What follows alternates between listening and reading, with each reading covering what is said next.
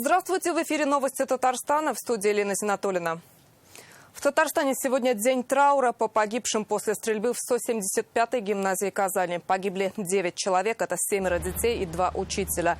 Все похороны прошли сегодня. Еще 20 детей и 3 взрослых были госпитализированы. Состояние 6 человек оценивается как тяжелое и 2 как крайне тяжелое. И как стало известно ближе к вечеру, сегодня из ДРКБ выписан 15-летний мальчик. У него было сотрясение головного мозга легкой степени и ссадины лица. Сейчас в казанских больницах остаются 14 детей, еще 5 школьников транспортированы в Москву. По всей республике сегодня отменены развлекательные мероприятия, приспущены государственные флаги. По всему городу щиты с надписью «Скорбим». Ильназа Галевиева, устроившего вчера стрельбу в 175-й гимназии, суд заключил под стражу на 2 месяца до 11 июля. Заседание в Советском районном суде завершилось меньше часа назад. Напомним, возбуждено уголовное дело по статье «Убийство 2 и более лиц». Максимальное наказание за это – пожизненное лишение свободы. По данным следователей, Галевиев сделал не менее 17 выстрелов. Сегодня он был под особой охраной. В клетке с ним находились 3 полицейских. Сам обвиняемый был спокоен, на вопросы журналистов не отвечал. Суду сообщил, что у него нет никаких серьезных заболеваний. Вину признал. Ильназу Галевиеву 19 лет. Он выпускник 175-й гимназии. Все подробности смотрите в 21:30. Сегодня в Казани председатель Следственного комитета России Александр Бастрыкин вместе с Рустамом Миннихановым посетил пострадавших в больнице, возложил цветы к стихийному мемориалу у школы и провел совещание с правоохранительными органами.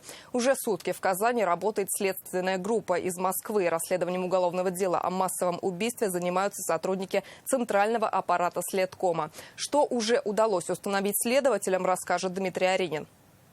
Как себя чувствуешь? Держи, сынок.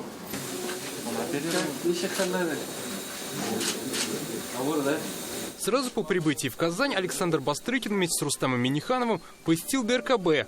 Глава Следственного комитета ознакомился с состоянием пострадавших детей и пообщался с их родственниками. Приехали разбираться, что здесь произошло, почему эта трагедия могла совершиться.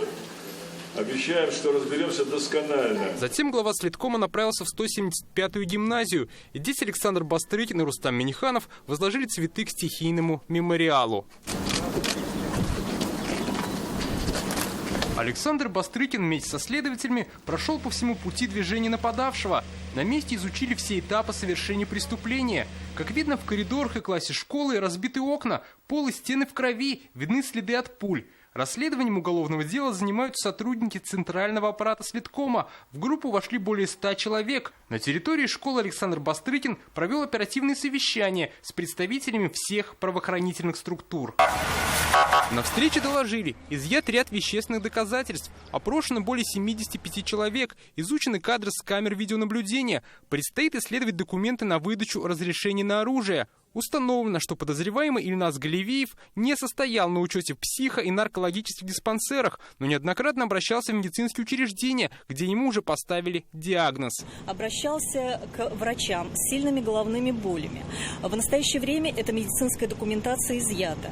Кроме того, еще в прошлом году в одном из медицинских учреждений республики нашему подозреваемому был поставлен диагноз. Он свидетельствует о заболевании головного мозга. Уже установлено, что наш подозреваемый, особенно в последнее время, вел себя очень агрессивно по отношению к родным. По итогам совещания Александр Бастрыкин дал ряд поручений по ходу расследования. В том числе после осмотра места происшествия и изъятия большого количества вещественных доказательств назначено более 30 различных судебных экспертиз, в том числе судебно-медицинские, баллистические, взрывотехнические и ряд других экспертиз. Руководство Следственного комитета подчеркивает, будут установлены все обстоятельства и причины, приведшие к трагедии в Казани. Дмитрий Аринин, ТНВ, Казань. У 175-й гимназии со вчерашнего дня не стихает поток людей. Несут цветы, игрушки к мемориалам, которых там сейчас уже 3. Весь день сегодня на месте трагедии работает Салават Мухаммадуллин. Салават, тебе слово. Здравствуйте, Лина. 175-я гимназия, где произошла трагедия. Сегодня на протяжении всего дня практически одна и та же картина. Вот такой нескончаемый поток людей, и все это даже немного напоминает процессию. Многие пришли сюда целыми семьями, под ручку с детьми. И некоторые пришли с цветами. В руках розы, гвоздики, ромашки, хризантемы. Кто-то ставит свечки, а кто-то оставляет на школьных партах, которые выносят даже прямо сейчас со школы. На школьных партах оставляют игрушки детские, свои любимые. И все говорят одно, что это одна общая трагедия. И сейчас я предлагаю послушать тяжелые комментарии казанцев. Очень тяжело. Слов нет даже. Соболезную всем родным и близким, родным. Пусть такое больше не повторится. Сложно говорить. Просто слова соболезнования. Я не знаю, как родителям. Я сам работал в этой школе. И вот никогда не думал, что такое может быть именно вот в той школе, где я работал.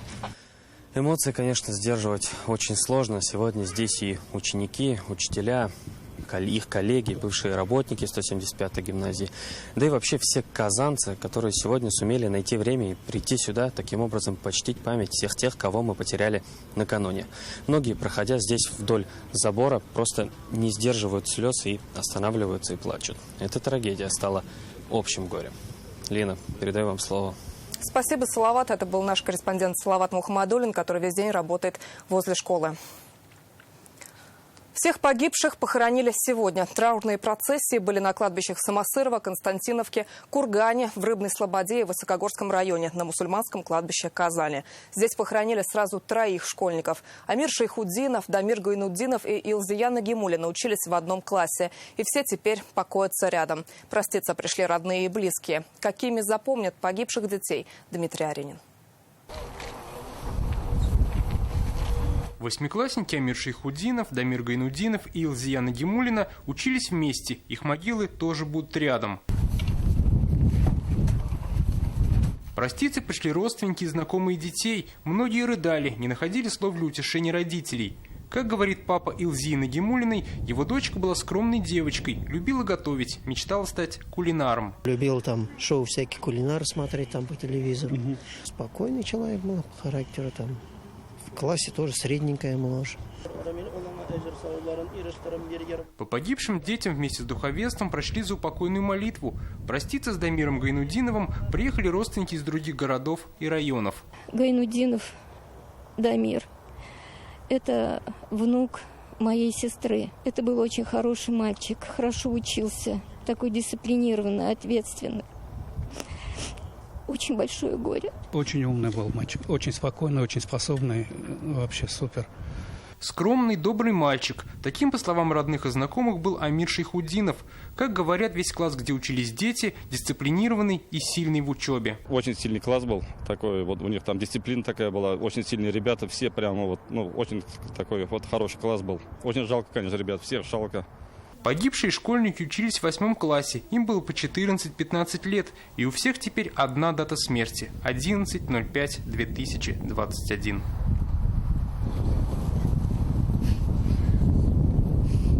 Дмитрий Аринин, Данил Филатов, ТНВ, Казань.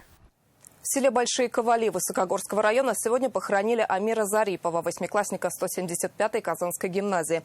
Он оказался именно в том самом классе, куда добрался стрелок. В соседнем кабинете вела урок его мама, учительница татарского языка. Она сберегла своих учеников, но потеряла сына.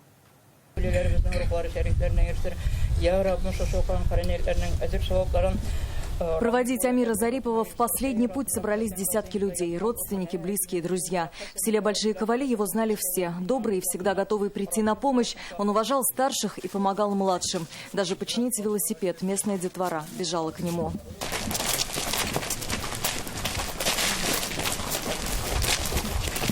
В день трагедии его мама, учитель 175-й гимназии Алина Зарипова, вела урок татарского языка у 9 классов. Когда прогремел взрыв, закрыла класс и пыталась успокоить своих учеников. И понимала, что в соседнем классе прямо сейчас может быть убит ее сын. Он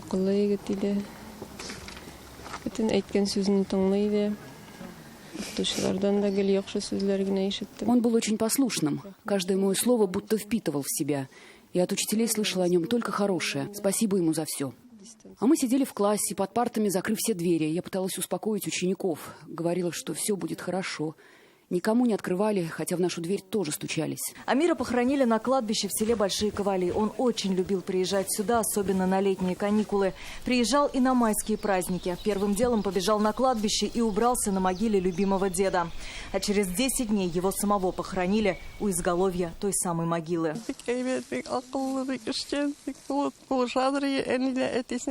Он был таким послушным, всегда бежал помочь. Он так любил своих родителей. Даже пост держал. В последний раз сказал: скоро каникулы, я обязательно приеду.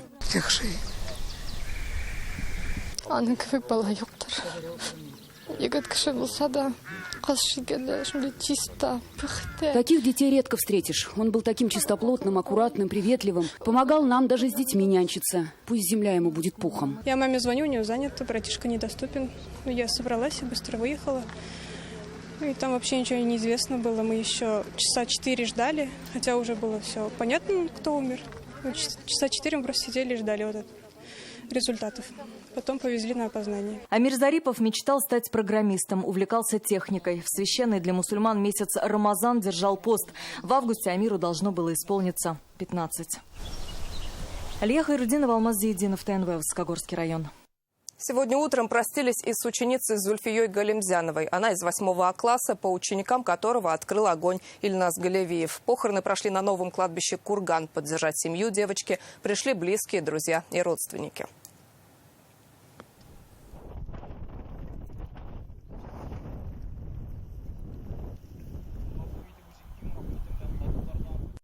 Среди жертв 2 учителей. Учительницу начальных классов Венеру Айзатову похоронили на кладбище в Константиновке. На Самосыровском кладбище обрела покой Эльвира Игнатьева. Учитель английского языка и классный руководитель стала одной из первых жертв трагедии в 175-й гимназии. Девушка вела урок на 3-м этаже и вышла на шум в коридор. Игнатьева погибла, спасая одного из школьников. Как сегодня сотни родных, близких, учителей и учеников провожали ее, увидела Наталья Мезина. Родные, одноклассники, друзья, любимые ученики. В это солнечное утро собрались все, но уже без нее. Сегодня в последний путь на Самосыровском кладбище провожают Эльвиру Игнатьеву. В трагическое утро 11 мая учительница английского языка Эльвира Игнатьева стала одной из первых жертв стрелка в 175-й гимназии. Педагог вела урок и вышла в коридор, где находился злоумышленник. Игнатьева пыталась спасти ребенка и закрыла его с собой. Об этом говорят очевидцы трагедии. Она вышла посмотреть, что происходит. Я не знаю, она как-то, говорят, еще ребенка защитила, может, он вылез.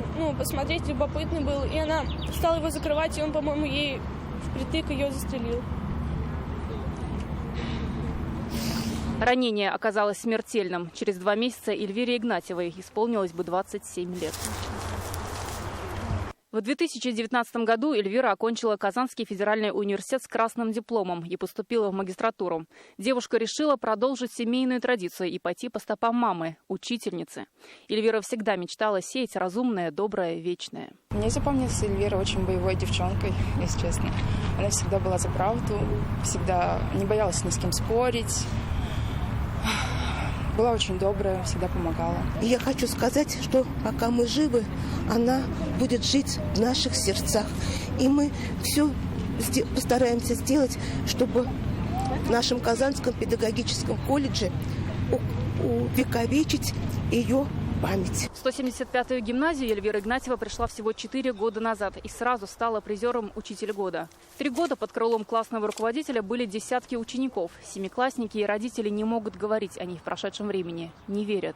Она меня приняла, как, наверное, никто другой мог меня принять. Она была очень понимающей, и несмотря на ее, на самом деле, юный возраст для учителя, ее класс слушался. Она была очень понимающей, но умела нас как-то держать. Эльвира Николаевна – это просто какой-то светлый человечек. И дай бог, она будет всегда рядом, ангелом-хранителем. И силы ее близким, которые остались. Родной брат Андрей Игнатьев рассказывает, 11 числа, как только узнал о ЧП, тут же приехал к гимназии. 9 часов неизвестности, ожиданий и надежды. К 6 вечера семья объездила все больницы, и поступил звонок из морга. Друг друга поддерживали во всем. И этот удар, это вообще до сих пор не верится, что так все получилось. Значит, так надо было. была замужем? Нет, еще вот собиралась. Планы были. И детей ее любили, вот преподаватели рассказали. Очень хороший, как ангел, сказали, она была как ангел. Наверное, начертано так. У каждого человека же есть. Когда человек рождается, Аллах Тааля ему уже начертает, сколько ему жить. Эльвира Игнатьева вела в Инстаграме свой блог, где писала о том, как получать радость от простых моментов жизни и быть счастливой. Сейчас ее страничка в Инстаграм превратилась в стихийный мемориал. Здесь пишут прощальные слова и желают сил ее родным и близким. «Ты удивишься, как легко вставать с постели, когда ты счастлив». Такие слова Эльвира Игнатьева оставила под своей последней фотографией. Наталья Мезина, Ленар Хузяхметов, ТНВ, Казань.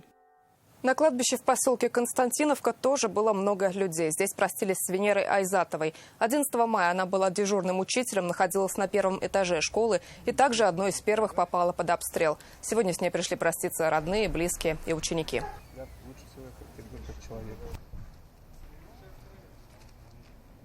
Это моя первая учительница, была замечательно хорошая, всегда после уроков со мной занималась, всегда тепло отзывалась, всегда ходил к ней в гости. Как раз таки мы были соседями, и не обязательно мне больше ничего не могу сказать, простите. Как рассказали школьники, услышав выстрелы, Венера Айзатова велела детям сидеть в классе, вышла из кабинета и не вернулась. Ей было 55 лет, ее запомнили как учителя с большой буквы, с чистым сердцем и безусловной любовью к детям, которая всегда была готова помочь в трудную минуту.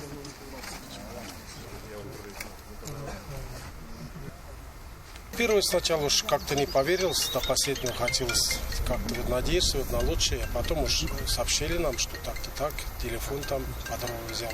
Мы сегодня похоронили и детей, и учителей этой школы.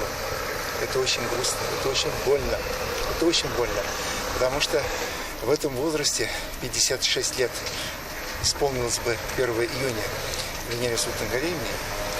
Она всю жизнь работала в школе. Учитель начальных классов, вела прекрасные уроки. Ее уважали, ценили, всегда оберегали. 8 пострадавших при стрельбе сегодня доставлены спецбортом МЧС в Москву. Самолет приземлился в аэропорту Жуковский. На борту 3 взрослых и 5 детей. Из республиканских больниц их начали транспортировать около 2 часов дня. На машинах скорой помощи пострадавших доставили в Казанский аэропорт.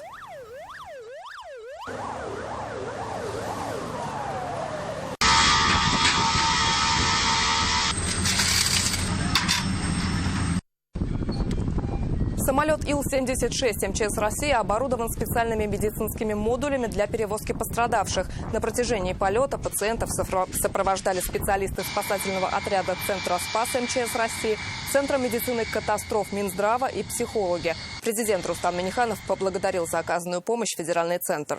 Хотел бы поблагодарить нашего президента Владимира Путина о поручении по подключению системы медицины федерального уровня, министра здравоохранения. И из этих 5 детей, 3 взрослых, я очень надеюсь, что первичная помощь, которая оказана в Казани, и дальнейшее лечение в Москве, дадут положительные результаты. Оперативную ситуацию Рустам Минниханов прокомментировал сегодня, заявив, цитата, «Когда мы все немного придем в себя, я готов встретиться с родителями школьников, обсудить меры поддержки, выслушать их». Конец цитаты. Предлагаем послушать заявление президента полностью. Сегодня в республике день траура. Мы все скорбим по данной трагедии. И, конечно же, принято решение правительства, и я надеюсь, что уже сегодня к вечеру могут получить ту поддержку, которая определена нашим решением правительства. Кроме этого, мы обошли все домохозяйства, квартиры, где проживали ученики. Идет работа персональная. Значит, какая поддержка будет необходима, будет оказана помощь. Ну и, конечно же, после того, как мы сумеем немножко прийти в себя, я готов встретиться с родителями, обсудить меры поддержки, и выслушать их запросы. И не могу сегодня не сказать, что регионы, наши партнеры за пределами не только соболезнуют, готовы оказать поддержку семьям, нашим детям. И я искренне тоже, пользуясь моментом, хотел бы поблагодарить всех, кто сочувствует, кто вместе с нами. Счет по сбору средств для пострадавших в Казани открыл Российский Красный Крест совместно со Сбербанком. Перечислить любую сумму можно через приложение Сбербанк онлайн, банкоматы, терминалы и офисы банка. Можно зайти на сайт Российского Красного Креста. Комиссия при переводе не взимается. Президент республики поблагодарил группу Сбербанк за открытие счета и уже перечислил личные средства. Перевел деньги и фонд Возрождения по инициативе Ментимира Шаймиева. Помочь может каждый. Реквизиты вы видите на экране. В Татарстане создан оперативный штаб по ликвидации последствий трагедии под руководством премьер-министра республики Алексея Песошина. Сегодня об этом журналистам сообщила вице-премьер Лейла Фазлеева. Все детали пресс-конференции у Светланы Звонаревой. 12 мая объявлен траур, поэтому я прошу почтить память тех, кто погиб. Минуту молчания. Пресс-конференцию начали с минуты молчания. 9 погибших, 23 пострадавших. Сейчас врачи борются за их жизни. 8 человек продолжат лечение в Москве. Лучшие специалисты системы здравоохранения Республики Татарстан работают с пострадавшими. Все бригады со вчерашнего дня усилены. Лекарственные средства и расходные материалы в достаточном количестве. Вся помощь оказывается в полном объеме. С остальными учениками 175-й гимназии работают психологи. Всех должны осмотреть детские врачи. Отдельные специалисты прикреплены к семьям погибших. Решено, что выплаты в 1 миллион рублей они должны получить сегодня. Сегодня, к концу дня, выплаты в размере 1 миллиона рублей на каждого погибшего в равных долях каждому члену семьи будут произведены. Выплаты получившим вред здоровью будут произведены после того, как будет дана судебно-медицинской экспертизой оценка и заключение о степени тяжести вреда каждого. Эксперты высоко оценили действия учителей и сотрудников школы, где произошла трагедия. По их словам, их реакция помогла спасти сотни жизней. Действия охраны, действия директора, самой директрицы данной школы и ее администрации, педколлектива, и Федеральное министерство просвещения Российской Федерации, и мы, и в целом наши правоохранительные органы оценивают положительно. В данном случае дети были знакомы с режимом эвакуации. Я об этом уже сказала. Третье, на что я хотела бы обратить внимание. Речевое оповещение, которое директор сразу же включила в работу, это тоже показатель точности действий. В кратчайшие сроки в 175-й гимназии начнут ремонт. Учеников 9 и 11 классов временно переведут в соседние школы, остальные продолжат учебу дистанционно. Светлана Звонарева, Фейруза Мазитова, Игорь Романов, ТНВ, Казань. В связи с трагедией в Казани по всей стране начались масштабные проверки школ. Сотрудники МЧС, прокуратура, Росгвардия проверяют исправность тревожной кнопки, наличие договоров с ЧОП и даже освещение прилегающей территории. Какие учебные заведения уже проверили? Подробности в материале Юлии Гоголевой. Добрый день. Здравствуйте. Каждую свою школу мы хорошо знаем, признается журналистам заместитель прокурора Вахитовского района. Проверки на предмет безопасности они проводили и раньше. После вчерашних событий к старым недочетам особое внимание. Это на данное здание, что ли? Да. В этой 12-й казанской школе ранее отсутствовала противопожарная дверь перед складом с продуктами. Не было и договора с частным охранным предприятием. Сегодня, как видим, специальная дверь появилась, но представителя ЧОП по-прежнему нет. За порядком на входе следит охранник. Тревожная кнопка у нас одна у меня в кармане находится. На улицу выходим, мы с собой берем. А по месту вот здесь кнопка, тревожная кнопка нажимаем. Средства, которые будут выделены на организацию охраны школы с помощью ЧОПа, должны быть предоставлены учредителям нашей школы, то есть исполкомом города Казани. Мы не имеем права привлекать для этого другие какие-либо средства. Отсутствие металлодетектора на входе или системы видеонаблюдения, неработающая тревожная кнопка. Эти нарушения во время проверок выявляют чаще всего. Но в данной школе сегодня с этим все в порядке. Наличие пожарной сигнализации, наличие системы средств мониторинга, наличие рамок на входе, наличие сотрудника безопасности, наличие видеонаблюдения. Это элементарные вещи, которые должны быть в каждом учебном заведении. А все остальное индивидуально. В школьных коридорах сегодня тишина, занятия отменены, но вместо учеников за парты здесь сели учителя. Во многих учебных заведениях для них устроили антитеррористический ликбез. Террористы уже вот здесь подготовленные люди. Как говорить и как спасти себя, ну, различные моменты. Мы детей не выпускаем. В Альметьевске на занятия в школу сегодня пришли практически все ученики. Уроки решили не отменять. Частично сократили вторую смену, отменили вечерние кружки, но дети масштабным проверкам не помеха. Дается оценка, значит, наличию тех или иных приказов, инструктажей, проведение плановых мероприятий по эвакуации учащихся сотрудников школы, наличие договоров на охрану объекта. Сегодня будут проверены 30 школ.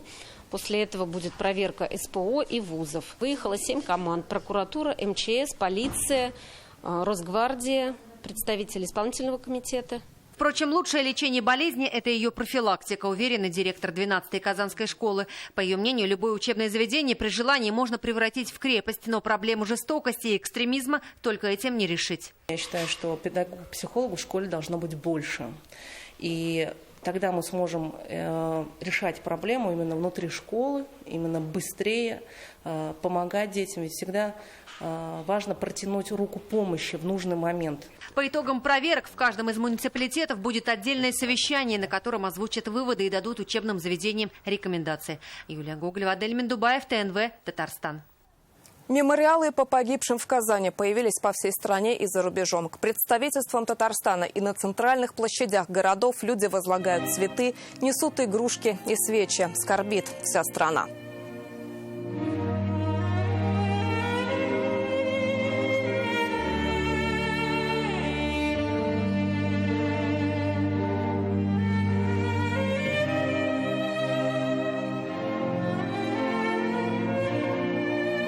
Всем нам надо крепиться. Это не только горе Татарстана и Казани, это наше общее горе.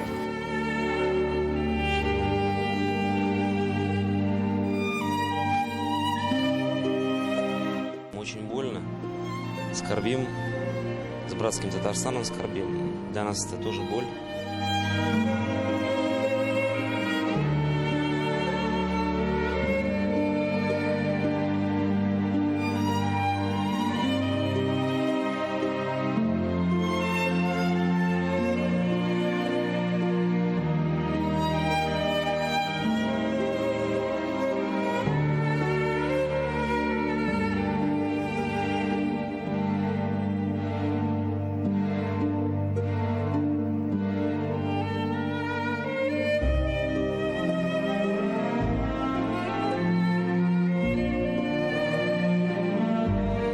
Вечная память этим детям, сотрудникам школы.